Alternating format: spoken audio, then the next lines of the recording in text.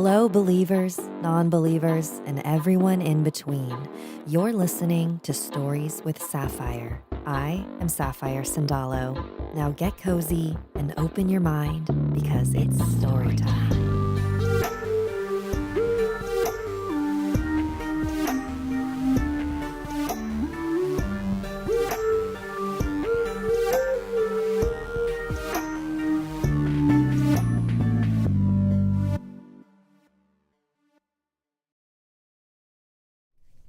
Hello, everyone. Welcome to Stories with Sapphire Live. I'm Sapphire Sandalo. What's up? This is the live stream I do every Wednesday at 5:30 Pacific Standard Time. I pull up some emails, I read your stories, and then at the very end, I pull a card from one of my decks and do a collective reading for everyone. Wow, my face is oily. This one, I meant to change out my deck every week, but this was the one in my room right now. So, oops, where is it? Magic Morsels. So this is all food themed. Very cute. Oh no, I gotta burp. Okay. And yeah, the live stream is, a little loosier and goosier than the regular podcast because I don't prepare. Or I pull up the emails and then we just go right to it. So y'all ready? We got a long one here. This one, I believe, is a fictional story called Death by Diner by Emery Gonzalez. If anyone has heard this story before, let me know. Because some of you like to send stories and say you wrote it and then you actually didn't. So if you do that, I always find the source because I Google the text and it's really embarrassing for you. It's really embarrassing. If you're like, here's a story I wrote and then I find it on Creepypasta or scaryforkids.com. You can't fool me. Can't fool me. Anyways, that was a weird way to start the stream. But you can't fool me, is what I'm saying. All right. Let's get into it. Death by Diner. Okay. It's actually an original. It says Foxy Girlum. Are you Emery Gonzalez? Originally, I was a waitress. Waiting tables was one of the best things I did until that day. That day, I could never do my job again after what happened. I was too frightened that the same thing would happen, that at the end of the day, I would be sitting on the curb, blood-stained shirt, with the police sirens ringing in my ears. A few hours earlier was basically a normal day. I got up, got dressed, had my coffee, and left for work. I kept doing what I normally did. In the middle of the day, I saw something strange. A middle-aged woman with black hair and a light blue dress was standing outside the restaurant window. Something was off about this lady. She looked inhuman and fake, like a doll. It seemed like she was looking straight at me. I focused on her eyes. They weren't normal. They were pitch black. What was wrong with her eyes? She then opened her mouth. It looked like she was about to make a sound, but nothing came out. Tears started to fall out of the woman's pitch black eyes. I felt a quick tap on my shoulder and jumped. Whoa there, Katie, are you okay? It was just one of my work friends. Yeah, I just saw this woman looking outside the window. She looked like she needed help. Well, it looks like she left. I turned around. She was gone. What happened to her? Later that night, I didn't have any more tables to wait. Then someone walked through the door. It was the woman, except her eyes were now normal. It looked like she was trying to get a table. Something came over me and I realized I needed to be her waitress. I quickly walked over there, giving the reservationist a look to make sure he knew I was taking over. He nodded. Follow me, miss, I told her, making sure she would come. I led her to an empty table, handing her the menu. I'll be right back. Take as much time as you need. She nodded. I came back after a few minutes, although when I came back, the woman wasn't alone. Across from her was a little boy. He had pale skin and dusty brown hair. He wore overalls with an orange shirt underneath.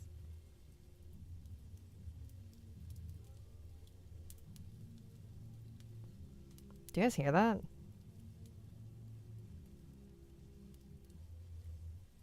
Oh my god. Oh my gosh. It's my husband in the... I was like, where is that coming from? Can you hear that? It's so embarrassing. He's his shower is right next to this closet where I do the live stream.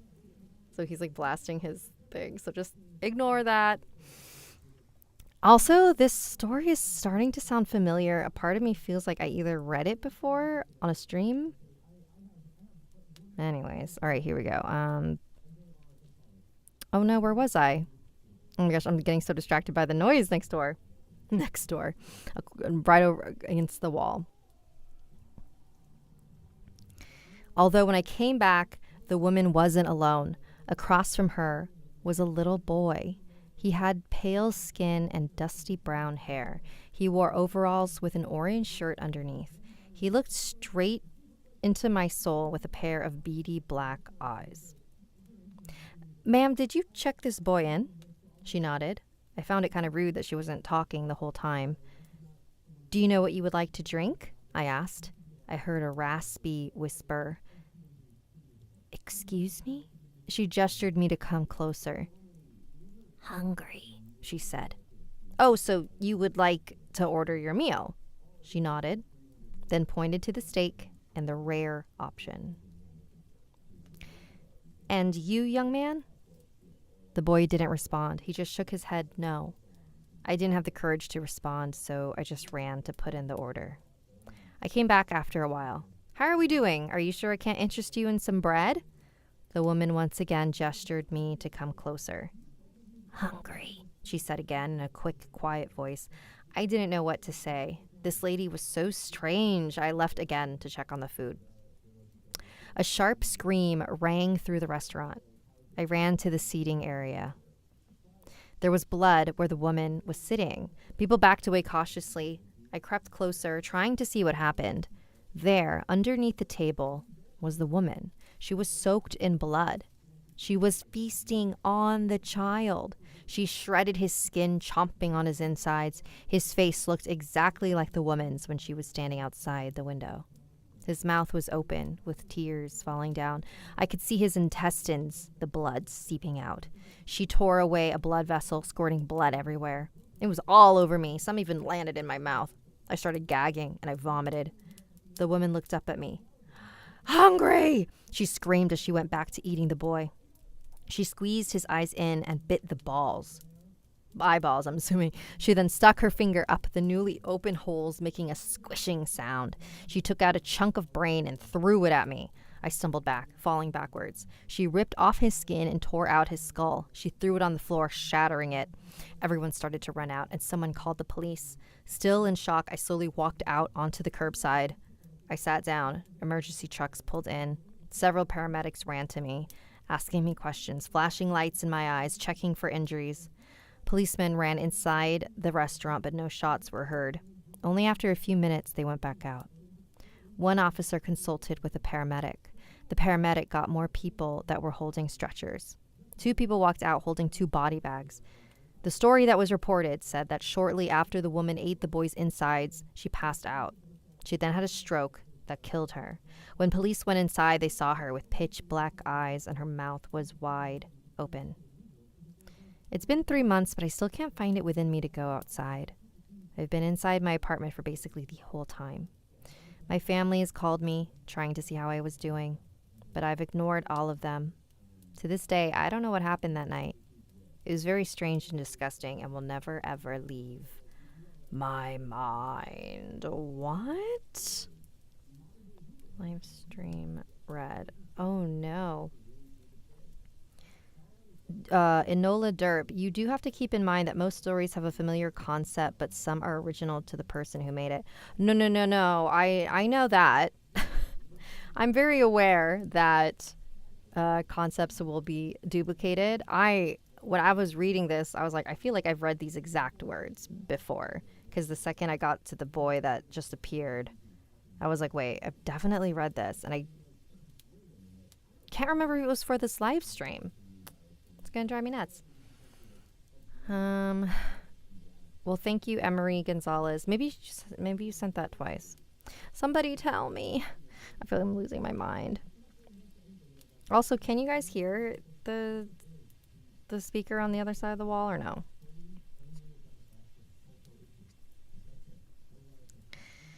Okay, so this one's called Charlie Charlie, if you guys remember that craze that happened for like 2 seconds. This is from Sarah. So this one time, my cousin was sleeping over at my house and we were bored and my mother was out somewhere, so we decided to play Charlie Charlie. I got the paper and pencils and we set up the game. It was daytime and we wanted it to be scarier, so we got a big blanket and put it over our heads. We had flashlights so we weren't completely in the dark. We played in the living room and we were basically alone because my brothers were in the room and my aunt was in the restroom. Then we started to play. I felt scared because it was really quiet. We turned the TV off. We asked the normal questions, Charlie, Charlie, are you here, etc., until I felt something caress or slightly touch my shoulder. I thought it was my aunt because she liked to scare us, but she was still in the restroom. I got scared and pulled the blanket off my head and turned around. I saw something in the TV run across the screen.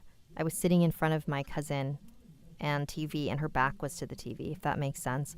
My cousin also turned around and saw what looked like footprints running towards the restroom. I looked back to the paper and pencils, and they had moved. When I pulled the blanket off, the pencils were still balanced, but when I looked back to the paper, half the pencil was on the other pencil, if that also makes sense, and was pointing to yes. I forgot what we asked it. We got scared and ended the game and never played it again.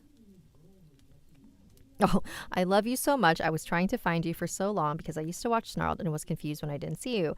I stopped watching Snarled because I didn't see you in any of the other videos, and I was so sad because you were literally my favorite person ever, and it wasn't the same when I watched the other videos and there's a different person. I also have another story, but I think I was imagining it. One night I was watching The Ring with my brother and I went to sleep like normal. It was the morning.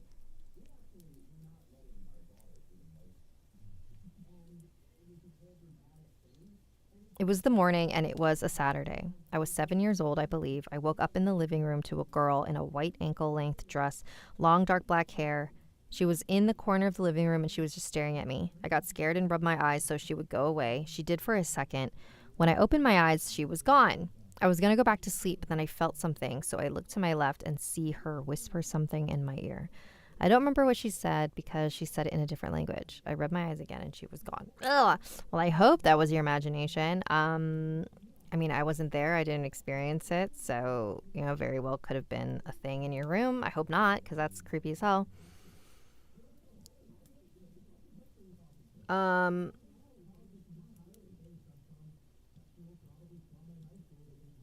Ooh, why is my thing?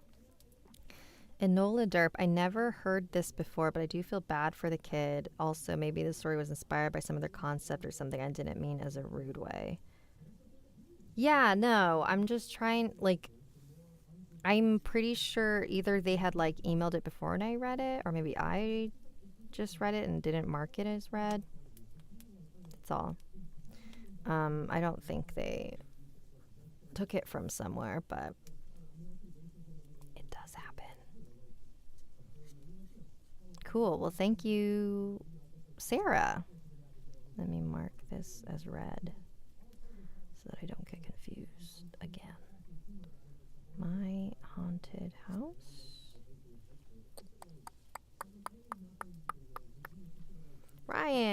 Rin, Aragon. Hello, at the Sapphire. I like your videos, especially when I'm going to sleep. Tagalog din ako.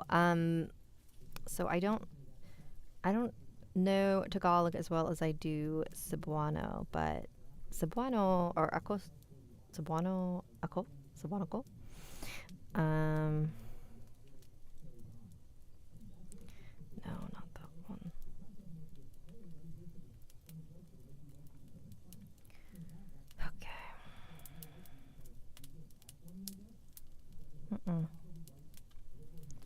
Sorry, y'all. One sec. I'm trying to... Alright, here we go. This one's called A Small Child. Hi, Sapphire. I have a little story about my childhood I still remember. I was 6 at the time. I remember I was in my room drawing. Nothing happened before until I turned 6. I lived in an apartment at the time with my mom before I was adopted. It was Christmas, maybe like noon when this happened. We were poor, so we walked home. I was walking behind my mom, and as I was walking, I saw a little girl maybe about my age. She wore a white nightgown with ruffles at the end, holding a little stuffed bear. I thought it was a little girl lost, so I walked up to my mom and told her about it. My mom went to go check, but she was gone. I didn't know why. I thought she might have found her parents. Not sure. I was 6. We got home, and I went to my room. Mind you, there were many ghosts in that apartment. That's what my mom told me. We went inside, and the lights weren't working. The doors started swinging, and my mom was freaking out. I wasn't sure what the hell was going on, but I may have lasted for a minute. When it all ended, I was in my room, terrified. I sat on my bed, squeezing my pillow. Then I heard, "It's okay." I didn't know who it was, but being a little brainless idiot, I responded, "How?" I was still a child, so I was stupid. "We are here." I wasn't sure what was going on in my head, but I started to have confirmations with her. I asked her name, but she wouldn't answer, so I called her Vicky. Vicky was nice. She would be by me when I needed help or when I was down. She would play with me, even protected me. I told my friends about her, but they didn't believe me. Vicky stayed by me since I was 13. 13 was when I was at rock bottom. She would help me, but by doing little squeezes on my shoulders for sensory feels. Before all that, my parents sent me to a mental institution. She did not like that. She would pull staff's hair and make them lose their stuff. I would see her get angry when I would talk to people.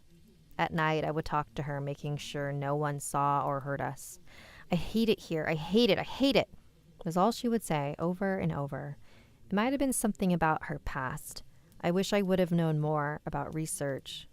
Later in the week, staff found my speaking to her, but since Vicky hated adults, she would vanish. They saw that I was talking to myself, but I had to explain to them about her. They told me it could have been a demon in a child form. I hated that idea. Why would she be a demon in a child's body? I took medication for it, but after that, she started being distant. She would stay in corners and hide. She would cover herself in a blanket when she would or just wouldn't show. I soon told my adoptive parents about her, and they started praying. I felt like screaming. I felt like something was being pulled from me but was clinging. I felt nails dig into my shoulders and started hearing whispers. "Please, no, not yet. Please don't leave me. Not again." I was so scared. I yelled, "Stop." It's been 3 years since I've seen her. I'm now 17, about to turn 18. I haven't seen or heard from her ever. I still wonder how she's doing. Thank you for listening. I still have more ghost stories held in my memories. If you have any questions, I'm free. I will not use my real name, so you can use Vix. Thank you. Have a nice day. Ooh, that's spooky. Yeah, I mean, that's so, there's, what am I talking about?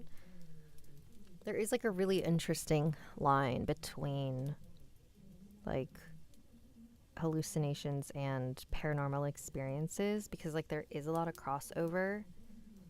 So some people do always ask like, how do you know if it's schizophrenia or if it's like actual experiences? But I think there is like a way to know. And I think, well, at least the people I have talked to who do have schizophrenia, they say that sometimes they'll use their animals to dictate whether or not something is actually happening or not. Like this one woman, she has a cat, and like if the woman like hears something, she looks over, and if her cat doesn't respond, she's like, "It was just me." But if her cat also looks, then she goes, "Okay, that was like a thing." So I think people like figure out like tells, something like that. Thank you.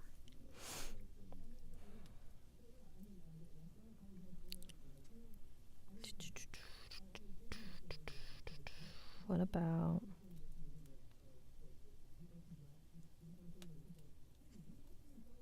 not that one?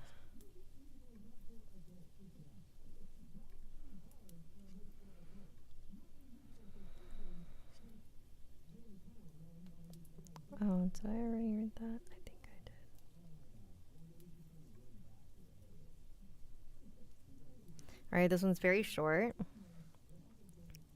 This is from Michael. Hello, Sapphire. I'd like to share with you my vivid dreams that I have a lot. Let me start by saying I don't use drugs, I have a great career, and drink beer occasionally. Since I was young, I've always had really vivid dreams. Most of these dreams come true. These dreams are not life-changing, however. A few months ago, I dreamed of killing a bird. I woke up thinking, what the hell?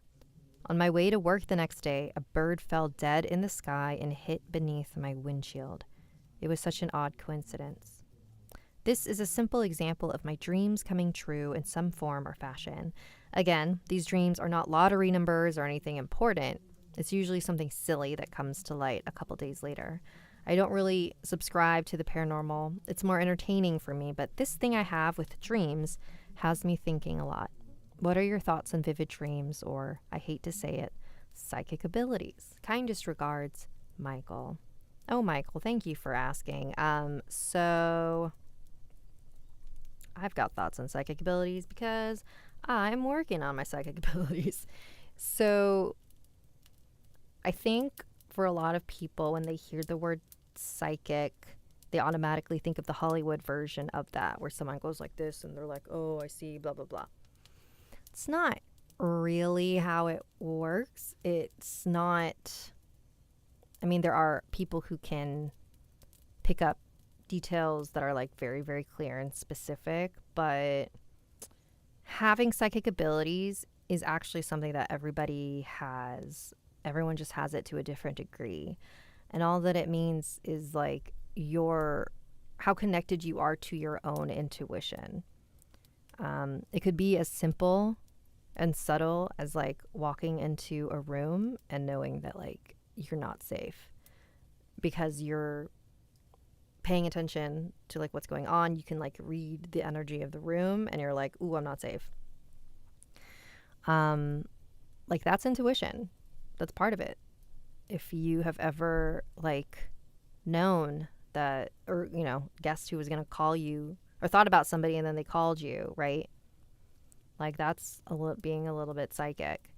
And like anything else, it is a muscle. It's a muscle that you work out, just like how you would go to a gym to work out your physical muscles. You can work out your psychic muscles. And I think that I have heard too many stories, and also I have had too many experiences now to say that psychic abilities do not exist. Psychicness is part of us. And the only reason people push it away is because they think that if they say they believe in it, or if they like claim to like be these things, that people look at them funny. But like, it's just about reframing your definition of what being psychic is. It doesn't mean that you have to, you know, set up a shop with like a sign with hands that says palm reader, you know, like that's not, it's not always that. Yeah. Anyways, I don't know if I love talking about that, but I don't know if I answered it. Izzy Putty, what do you call that term, future sight? Clairvoyance? Correct me if I'm wrong. Clairvoyance is the ability to like see things. Yes. Like visually in your brain, you see them. Claircognizance is like just knowing things without knowing how you know it. Like information just comes to you and you're like, I don't know how I know that. Yeah. Anyways, I mean, when I met my husband, I knew I was gonna marry him, or I knew that he was at least gonna be a very important person in my life. Like within the second I saw his face, this like voice in my head said it, and I was like, eh. So, I don't know. I mean, how do you explain that? Like something very real happened. I just think it's like psychic moments happen all the time, but because it is hard to pinpoint in a scientific way, it's not taken as seriously. We just haven't figured out how to explain it scientifically, but it doesn't make it less real. All right, it's time for our magic morsels card. You guys ready? Look how pretty.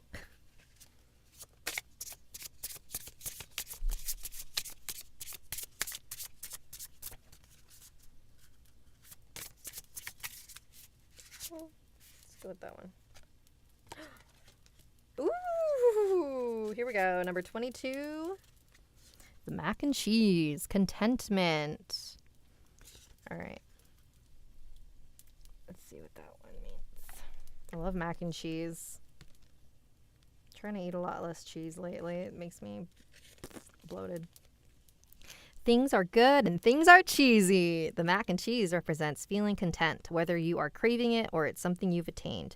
You have everything you need, or maybe you're appreciating the blessings currently around you. Ingredients: happiness, balance, and pleasure. Yay. So this is mac and cheese is just like, you know what? Everything's good. It's like just taking a moment to look around and be thankful for what you do have instead of focusing on what you don't. Obviously, you know, there's room for improvement in everybody's lives, but I mean, when you think about it moment to moment, like, it's pretty good. But yeah.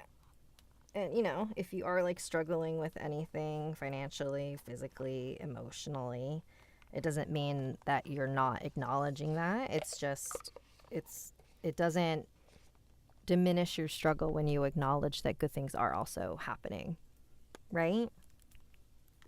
I don't know. That's what I think. All right, everyone. That's the end of the stream. I hope you guys had a good time. And, oh, here's a reminder. I posted it in the community tab. I posted the teaser trailer for Ghost Town Terror 2. Ghost Town Terror Season 2 is premiering next Thursday, September 28th. It airs on Travel at 9 p.m. And then it goes on to Max and Discovery Plus. So I hope you guys check it out. If you're a member of my Patreon, the Believer tier, you can join a watch party and watch it with me, with my terrible commentary. So I hope to see you there. Bye.